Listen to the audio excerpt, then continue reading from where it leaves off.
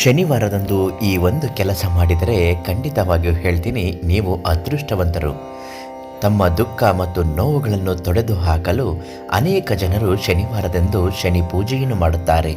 ಶನಿದೇವನ ಅನುಗ್ರಹದಿಂದ ಶನಿಗೆ ಸಂಬಂಧಿಸಿದ ಎಲ್ಲ ದೋಷಗಳು ದೂರ ಆಗುತ್ತದೆ.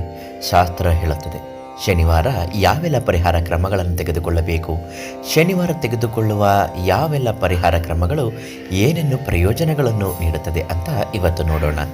ನಿಮ್ಮ ಜೀವನದಲ್ಲಿರುವಂತಹ ಶನಿ ದೋಷಗಳು ಮತ್ತು ಯಾವುದೇ ಜಾತಕದ ತೊಂದರೆಗಳು ಇದ್ದರೂ ಶಾಶ್ವತವಾದ ಪರಿಹಾರಕ್ಕಾಗಿ ಪಂಡಿತ್ ಶಿವಾನಂದ ಗುರುಗಳಿಗೆ ಒಂದು ಕರೆ ಮಾಡಿ ಪ್ರತಿಯೊಂದು ಸಮಸ್ಯೆಗೂ ಪರಿಹಾರವನ್ನು ನೀಡುತ್ತಾರೆ.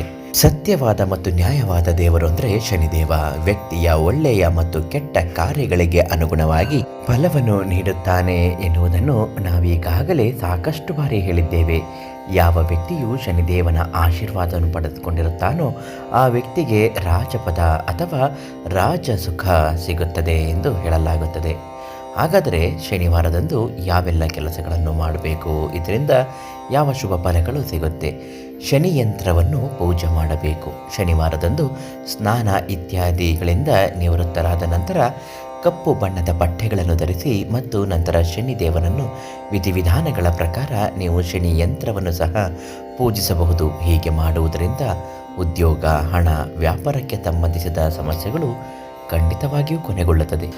ಹಾಗೂ ನಿಮ್ಮ ಅದೃಷ್ಟವನ್ನು ಹೆಚ್ಚಿಸಿಕೊಳ್ಳಲು ಶನಿವಾರದ ದಿನದಂದು ಕಪ್ಪು ನಾಯಿಗೆ, ಕಪ್ಪು ಹಸುವಿಗೆ ರೊಟ್ಟಿಯನ್ನು ತಿನ್ನಿಸುವುದರಿಂದ ನಿಮ್ಮ ಎಲ್ಲ ಇಷ್ಟಾರ್ಥಗಳು ಈಡೇರುತ್ತವೆ ಮತ್ತು ಅದೃಷ್ಟ ಹೆಚ್ಚಾಗುತ್ತದೆ. ಶನಿವಾರದಂದು ಕಬ್ಬಿಣದ ವಸ್ತುಗಳನ್ನು ಖರೀದಿಸಬಾರದು.